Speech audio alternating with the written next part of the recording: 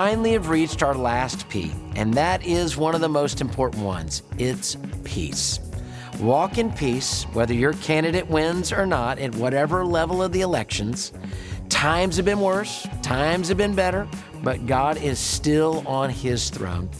I think what we need to ask our hearts and what we need to wrestle with, and especially in this election season in the United States, do I really believe in the sovereignty of God? Do I really believe that God is at work in our country and the Lord will take me through anything, no matter if it's what I want or what I don't want? It's hard to reconcile all the violence that we see, the leadership that's not what it needs to be, anti-biblical policies, all the vitriol that goes back and forth, the suffering, the division, everything that we see on the news. But you know what? God is still a good God, and God is in control, and he can bring good things even out of bad things. I want you to listen to these verses as we think about this last P of peace. Romans 12, verse 18. If it's possible on your part, live at peace with everyone. We need to emphasize this as we're living at peace in all of our relationships.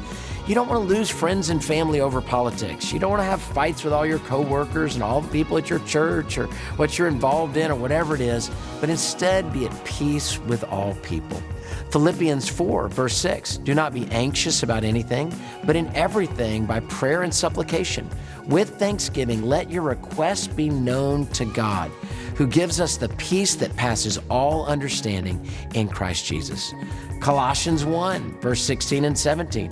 For in him all things were created, whether things in heaven or on earth, visible, invisible, whether thrones or powers or rulers or authorities. All things have been created by him and for him. He is before all things, and in him all things hold together. There is peace that needs to take place in our hearts. As believers in Christ, the Prince of Peace reigns in our hearts and should reign in our actions as well. So whoever you vote for, whether they win or lose, at whatever level of the election ballot, trust in the peace of Jesus Christ, and that he is the one that can lead your heart, lead your soul, and can lead our country, our state, and our city as well.